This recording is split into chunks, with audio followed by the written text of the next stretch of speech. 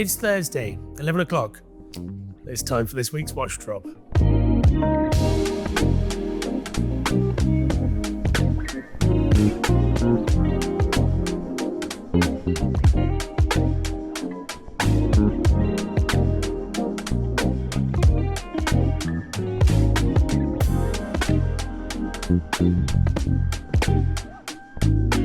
The theme for this week is Haute Horlogerie.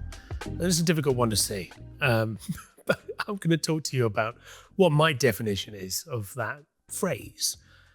A lot of people assume that high watchmaking is all about complications, minute repeaters, double splits, chronographs even, perpetual calendars. But I'm going to make a case that absolutely that's spot on, but it really extends, for me, it extends beyond complications. Fine watchmaking doesn't have to be just about complications. It can be finishing, it can be rarity, it can be exclusivity.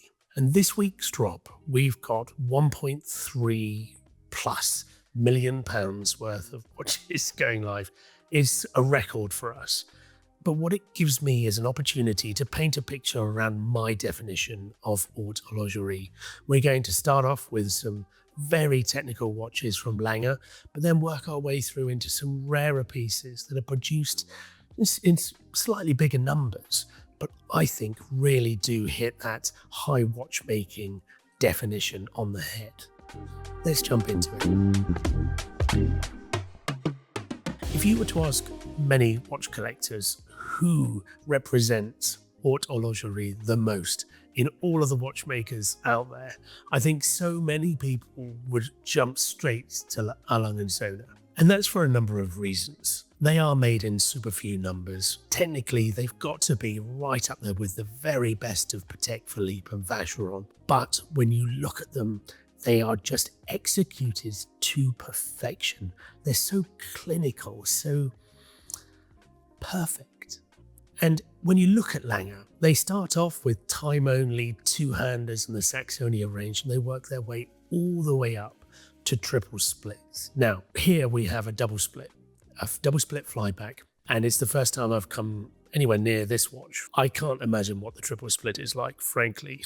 This watch is something else. The first thing that grabs you when you pick the watch up is that it's 200 grams of platinum. It's 42.5 millimeters in diameter and 16 or so millimeters thick, but it has every reason to be that thick and big, frankly. This is a very, very complicated watch. I'm going to address what double splits do very briefly because I don't want to bore everyone.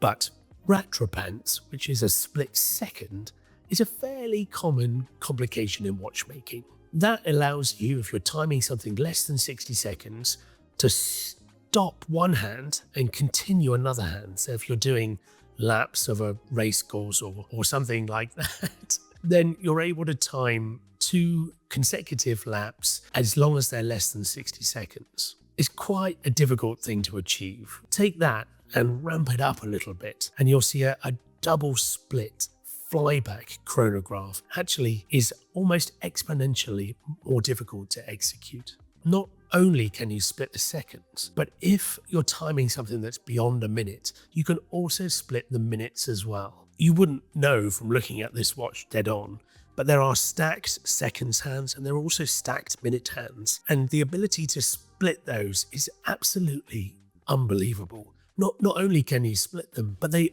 are also jump minutes. So you look at older chronographs in particular, but also I think most Pateks up until the modern day, when you're timing something that's 60 seconds and beyond, the minute hand will slowly creep to 1 minute. Lange have never accepted that as an okay degree of watchmaking.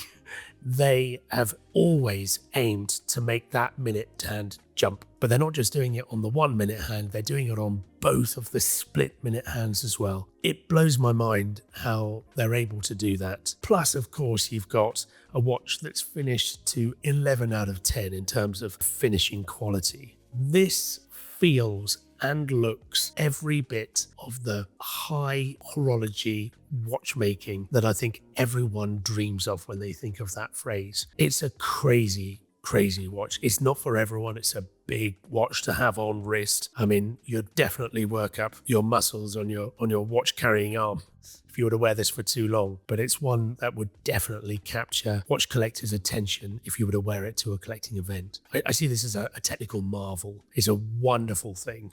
And if complications is your vibe, then this is one that you can't overlook. So we're going to work down in complications. The next Lange here is one that probably for me hits the sweet spot. Why do I say that? Well, first of all, it's a perpetual calendar, a really, really handy, useful, everyday watch complication to have. Also, it's a chronograph. It's part of the Datograph family. This is a Datograph Perpetual. It's actually, I think, the third generation of these, second major update to the original Datograph Perpetual that was released in 2006. This model came out in 2015, and it had many aesthetic improvements over the first editions. For me, primarily the depth and the color of that dial. It's this sort of matte gray. It really tones the watch down. Plus the use of sort of stick battens versus the original Roman numerals that were used. I think it makes it much less dressy, much more, I guess, wearable on a daily basis. The color of this watch is sensational. It's 41 millimeters in diameter, and so for me, with a wrist size of 18 centimeters, it works perfectly. I mean, when you want to wear something that's big, that is showy as a watchmaker, you know, like a fine piece of watchmaking, I think it's totally acceptable to be going up to 41 millimeters. It's completely justified when you turn it over and you look at the caliber on the back. It's sensational. It really is. I mean, I've already made my pick of the week, and it has to be this one. I'm going to finish off talking about this watch by comparing it to that double split flyback, because they're both absolutely up there in terms of watchmaking caliber. But you turn them over and you can really see the double split goes and cranks it up to 11. They're both absolutely wonderful, frankly. And it's really interesting that Lange in particular is a brand that no matter what entry point you come into it, Saxonia, time only, 1815 up downs, all of those watches are finished with the same degree of quality. It's really interesting that you get a real flavor at a lower price point with Lange of the very best that that brand has to offer. Now, a couple of weeks ago, we spoke about the Chopard Quattro, which was a 8-day complication with, well, just incredible finishing, a manual wind caliber.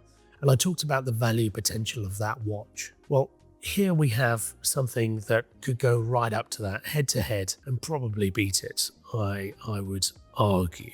The Parmigiani Fleurier Ionica 8-day in platinum is quite the watch, and it's having a bit of a resurgence. I think I might have talked about Parmigiani and their rebranding from a few years ago and the effort that they've put into the Tonda micro rotors and all of their new range of frankly beautiful dress watches with really beautiful dials. Well, back in the early 2000s, they were producing watches like this. They've got the old signature in the middle of the dial, which isn't aesthetically to everyone's taste, but I do think that it's kind of becoming quite a nice thing to look back on nostalgically. This watch is a chunk of platinum. It's about half the weight of the double split that we've just talked about. But that's not to say that that's a light watch. It's really substantial. It has Breguet numerals. It has these beautiful sort of spear tip hands and a guilloche dial, which of course Parmigiani is really well known for. But where this watch really sings is on the caseback. We speak quite a lot now about how hand-finished movements are almost a complication in themselves, and it's easy for even Holy Trinity brands to put out watches these days where they skip some of the nice intricate details like internal angles in order, I assume, to value engineer the production costs. Back in 2000, when this watch was made, that is absolutely the opposite of what they were trying to achieve. If I try and count the internal angles, just bear with me. 1, 2, 5, 6. I can see 6. 8, something like that. Don't quote me on that, but I think there's a lot. And it's quite amazing. I mean, you look at it and it's just beautiful. The amount of hours of hand craftsmanship that have gone into producing a movement with this degree of finishing is unparalleled in today's retail world. And if I tell you now that this watch is under £20,000 and comes as a full set in a condition that I think is as good as it ever was when it was retailed, it's a very special watch at an incredible price. And there's no doubt in my mind that this represents Haute Horlogerie at a fantastic price point. Really interesting watch. Now, to me, Haute Horlogerie isn't just about complications. I mentioned that at the beginning and I stand by that point. I would argue that these two sports watches, both the 5711-011, which is a white dial in steel, and the Bulgari Tadao Ando limited edition, are two examples of Haute Horlogerie. Why? Well, whereas the 5711 with a blue dial is one that was created in quite large numbers, they're still obviously very difficult to get hold of at the right price point. But I think for every blue dial, they must have created possibly every 10 blue dials, probably one white dial. And exclusivity is obviously nice in watchmaking. You want to have a watch, if you're spending a lot of money, you don't want to be seeing everyone wearing the same thing. And that's one of the reasons why I really like the white dial. The other point is that these are tool watches and legibility on this dial is fantastic. The contrast with the black stick indices and the black hands versus that beautifully sort of polar white dial works so well. That's a real sports watch in my books. I love this thing. I really, really love it. It's so sleek and elegant, and the finishing is every bit of Patek that you would hope for. And you compare that now against the Bulgari Octo Finissimo, which is a record breaker in itself. It's a very thin movement with a micro rotor. It's created in a sort of future, genta, adjacent sort of design language. But the dial on this example was created and inspired by the work of Tadao Ando, a Japanese architect. That collaboration with Tadao Ando brings this concept of a mashup between the sort of brutalist architecture of the watch, but the smoothness and the sort of simplicity of the concentric circles. And when you put those two things together, for me, possibly in the same way that certain pieces of art speak to me, this is a piece of watchmaking that works so well. It's like poetry on the wrist. And that's a bit of a statement, I know that, but I really think it works. And there's only 200 of these, and I can see why they are so sought after.